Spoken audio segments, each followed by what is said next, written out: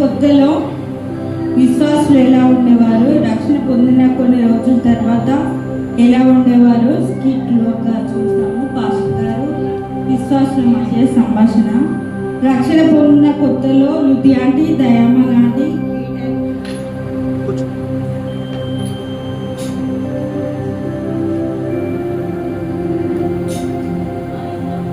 అందరికీ వందనాలమ్మా.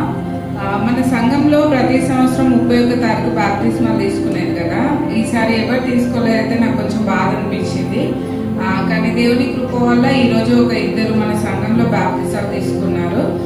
వీరు రక్షణ పొందుకున్నారు కాబట్టి ఇక నుండి రక్షణ పొందిన దినం నుండి వీరి జీవితంలో, భక్తి జీవితంలో దినదినము ఎదుగులాగా మనందరం కలిసి ప్రార్థన చేద్దాం. అదేవిధంగా నెక్స్ట్ ఆదివారం ఉదయం 9 గంటలకు ఆరాధనకు రండి.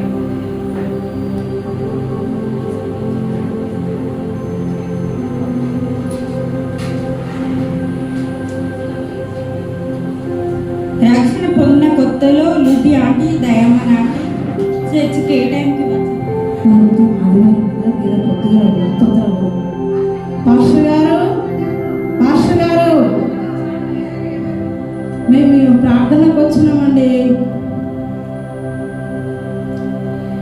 ఆగండి అమ్మా, ఎవరు తలుపు తీస్తున్నా? ఆగండి. టైం చూస్తే తెల్లవారుజామున 4 అవుతుంది. ఈ టైంకి ఎవరు వచ్చారు? ఎవరమ్మా? మేము ప్రార్థనకు వచ్చినామండి. పొద్దున్న రమ్మని చెప్పాను కదా. అయ్యో తల్లి, పొద్దున్న అంటే నేను ఉదయం 9 గంటల కంటే 5 నిమిషాల ముందు రమ్మన్నగానే మరి ఇంత పెందలగడనే రమ్మనలేదు తల్లి. వెళ్ళి ఇంటికి వెళ్ళి ఉదయకాలంలో వచ్చేసేయండి. ఏమో అండి, మేము ప్రార్థన చేసుకుంటాం, నాకు తెలియదు. సరే, మీ ఇష్టం తల్లి. రక్షణ పొందిన కొన్ని రోజుల తర్వాత ఏ టైంకి వచ్చేవారు? దేవుడు మనతో ఏమైతే మాట్లాడి ఉన్నాడో ఆ మాటలు మీ మనసులో పెట్టుకొని ఆ వాక్యాన్ని బట్టి ప్రార్థన చేసుకోండి. నేను ప్రార్థన చేస్తాను. ఈ యొక్క వాక్యాన్ని మీరు అయ్యా మా హృదయంలో ఫలింపచేయమని యేసు నామములో అడుగుచున్నాము. ఏం నేర్చుకోలేదు, ఇప్పుడే వచ్చి ఇప్పుడే ముగించు. అసలు తెలియదు. తొందర అవ్వడం బాగుంది పాస్టర్. రక్షణ పొందిన కొత్తలో లక్ష్మాది, ఉమా ఏ విధంగా వాక్యంని బట్టి వాక్యం చెప్పుకుందాము. వాక్యాన్ని బట్టి ఎవరైనా ఒకరు ప్రార్థన చేయండి. తల్లి ఒక్క నిమిషం తల్లి, ఎవరైనా ఒకరే చేయండి. ఆగమ్మా, ఎవరైనా ఒకరే చేయండి. నేనే చేస్తా ప్రార్థన. నేనే చేస్తా ప్రార్థన. అమ్మ మీరు ఎవరు చేయకండి అమ్మా, నేనే చేసుకుంటాను. కొన్ని రోజుల తర్వాత ఏ విధంగా ఉండేవారు?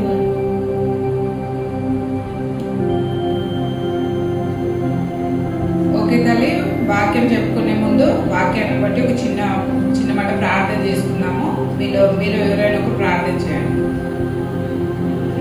నువ్వే ప్రార్థన చేయి, రేపు చేస్తాను. నువ్వే ప్రార్థన చేయి, నేనే రేపు చేస్తా. ఎవరో ఒకరు చేయండి అమ్మా. నువ్వే చేయి, ప్రార్థన చెయ్యాలి ఈరోజు. రేపు చేస్తాను. అమ్మ తల్లి ఎవరు చేయకండి. రక్షణ పొందిన కొత్తలో వైష్ణవి, సరిత ఆరాధనలు ఎలా ఉండేవారు?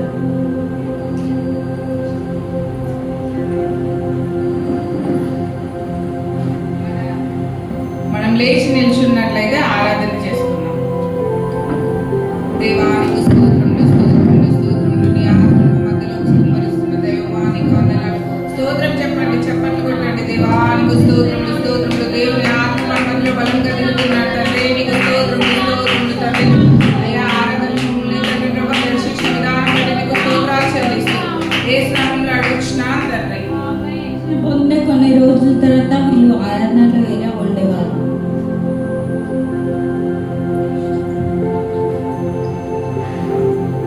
అమ్మ లేచి నిలబడ్డట్టయితే మనందరం ఆరాధన నిలబడాలా? ఆరాధన ఏం చేస్తావు?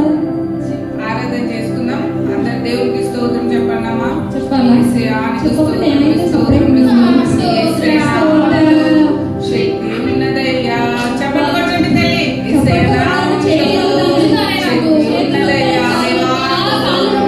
అమ్మా స్తోత్రం చెప్పండి. చెప్పలు కొట్టండి. మధ్యలో బలంగా దిగి వస్తున్నాడు. అందరు చెప్పలు కొట్టండి.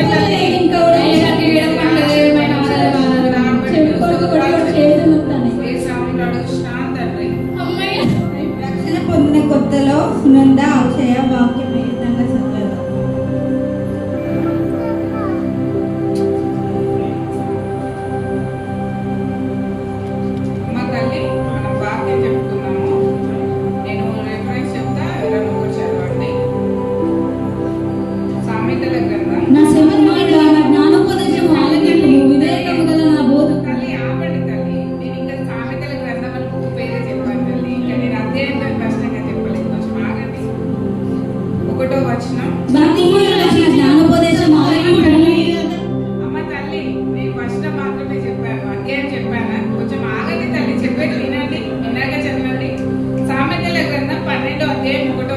శిక్షణ ప్రేమించువాడు తల్లి ఎవరైనా ఒకరే చదువు. శిక్షణ ప్రేమించువాడు జ్ఞానమును ప్రేమించువాడు గతింపును అసహించువాడు సదాయుడు. ఆగండమ్మా, మీ ఇద్దరికి చెప్పినట్టు నన్ను నేను శిక్షించుకోవాలి, నేనే చదువుకున్నా. శిక్షణ ప్రేమించేవాడు, జ్ఞానమును ప్రేమించేవాడు. కొన్ని రోజుల తర్వాత వాక్యాన్ని ఎలా చదివేవారు?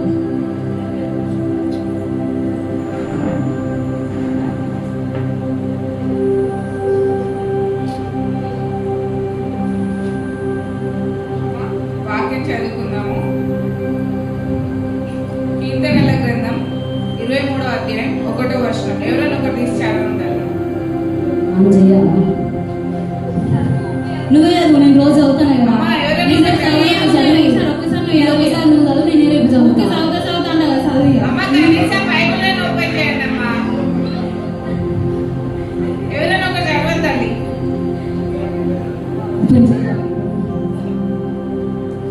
సరే, మీరు ఎక్కువ చదవకండి, నేనే చదువుకుంటా. యెహోవా నా కాపరి, నాకు నేమి కలుగు. కొత్తలో మాటి కీర్తన వాక్యాన్ని ఏ విధంగా రిసీవ్ చేసుకుంటారు?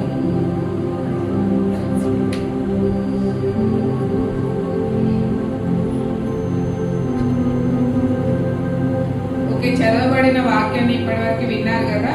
మీకు వాక్యం ఏమన్నా అర్థమైన ఎడల మీరు ప్రార్థన చేసుకొని మీ వ్యక్తిగత జీవితంలో కూడా వాక్య ప్రకారం జీవించడానికి ప్రయత్నించండి. పాస్టర్ గారు మన కోసమే చెప్పింది కదా వాక్యం. నాకు ఇప్పుడు మంచిగా అనిపించింది. వెళ్ళి పాస్టర్ గారికి ప్రార్థన చేయించుకున్నామా? పాస్టర్ గారు మీరు ఇప్పుడు వాక్యం చెప్తే మాకు కూడా నా కిడ్నీలలో వెళ్ళిపోయింది పాస్టర్ గారు.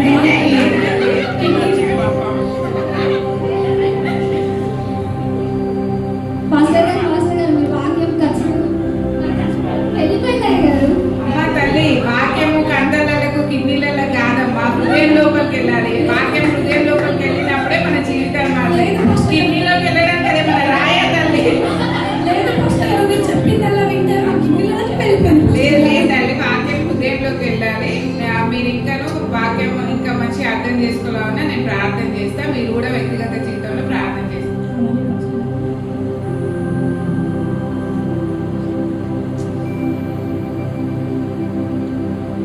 దేవా, ఈ వాక్యాన్ని మీరు మాకు ఇచ్చినందుకే మీకు స్తోత్రములు చెల్లించుకుంటూ సరిలేని మా జీవితాలను సరి చేయండి తండ్రి. వాక్యం ఎవరికైనా అర్థమైందే వారు ప్రార్థన చేయండి, వారి జీవితాల్లో సరి చేయండి.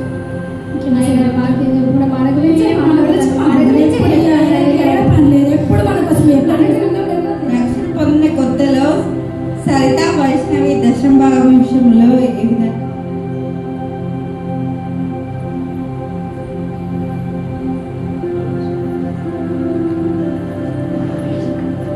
దశభాగం తీసుకొచ్చినావా? తెచ్చిన తీసుకొచ్చిన ఖచ్చితంగా ప్రతి నెల మనం దశభాగం తీయాలి. దేవుడు ఖచ్చితంగా మనం నమ్మకంగా దశభాగం తీయాలి. దేవుడు మనని దీవించినప్పుడు దేవుడికి దశమ భాగం ఇవ్వాలి. మందిరంలో ఎన్ని పనులు కరెంట్ బిల్లు కట్టుకోవాలి, ఎన్నో ఖర్చులు ఉంటాయి. ఖచ్చితంగా మనం దశభాగం తీయాలి. పాస్టర్ గారు దశభాగం తీసుకోవాలి.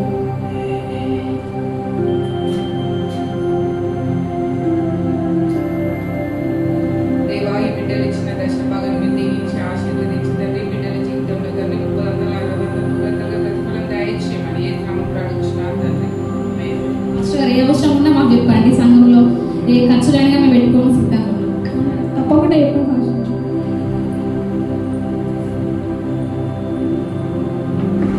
హే దశభాగం తీసుకొచ్చినా? తీసుకొచ్చాను. నేను 10,000 తీసుకొచ్చాను. నేను 15,000. ఈ 10 నా 15 25,000 అసలు ఈ డబ్బులను నయ్యగా ఏం చేసుకుంటాడు అసలు? ఇంకెప్పుడు పెన్ను పేపర్ది లెక్కేద్దాం సార్.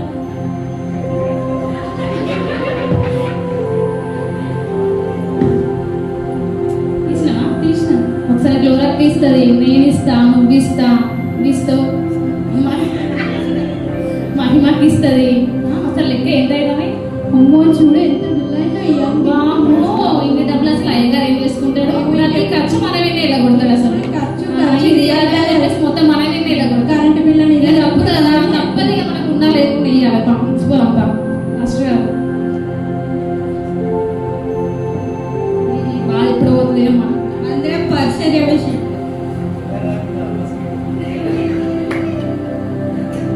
ప్రారంభ ప్రార్థనకు టైం పాస్టర్ అయింది. గారు మేము చేస్తాం. పాస్టర్ గారు చేస్తాం. చేస్తాను.